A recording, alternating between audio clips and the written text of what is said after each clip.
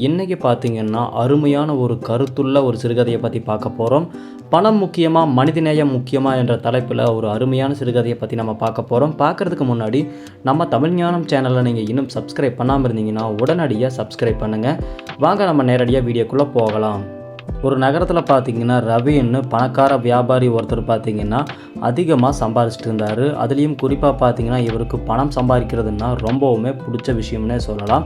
பணம் அதிகமா சம்பாரிப்பாரு. ஆனா, மக்களுக்கு பார்த்தீங்கன்னா, உதவி செய்ற எண்ணம் அவருக்கு எப்பவுமே இல்ல.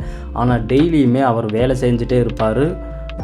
ஒரு நாள் பார்த்தீங்கன்னா, ரோட்ல ஒரு வயசான நபர் பார்த்தீங்கன்னா, குச்சி வச்சு நடக்க முடியாம நடந்து போயிட்டுருக்காரு. அவர் நடந்து போயிட்டுருக்கும்போது பார்த்தீங்கன்னா, ஒரு சின்ன விபத்து ஏற்படுது. அதாவது என்ன விபத்துன்னு பார்த்தீங்கன்னா, அவர் போயிட்டுருக்கும்போது கீழ தடுக்கி விழுந்துடுறாரு. அப்போ தடுக்கி விழுகும்போது பார்த்தீங்கன்னா, அவருக்கு சின்ன காயங்கள் ஏற்பட்டிருக்குன்னே சொல்லலாம்.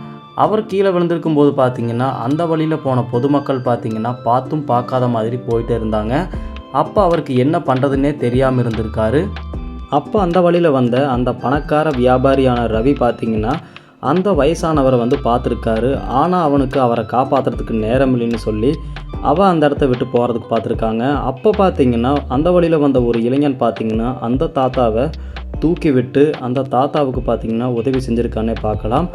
அந்த தாத்தாவை அந்த இளைஞன் உதவி செய்கிறத அந்த பணக்கார நபரான ரவி பார்க்கும் பொழுது பார்த்தீங்கன்னா, அவர் ஒரு விஷயத்தை அந்த நேரத்தில் உணர்றாரு. அவர் எந்த விஷயத்தை அந்த நேரத்தில் உணர்றாருன்னு பார்த்தீங்கன்னா, நம்மக்கிட்ட பணம் இருக்குது, ஆனால் மனிதநேயம் இல்லைன்றதை அந்த நபர் பார்த்தீங்கன்னா அந்த நேரத்தில் உணர்றாரு. அதுக்காக அவர் ரொம்பவுமே வருத்தப்படுறாருன்னே சொல்லலாம்.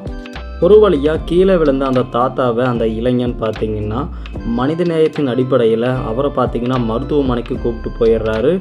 அந்த தாத்தாவும் மருத்துவமனைக்கு போய் உடல்நலம் சரியாயிருதுன்னு சொல்லலாம். அதுக்கப்புறம் அந்த பணக்கார நபர் பார்த்தீங்கன்னா என்ன பண்ணுறாரு பார்த்தீங்கன்னா, ஏழை எளிய மக்களுக்கு உதவி செய்ய முயற்சி செய்கிறாரு.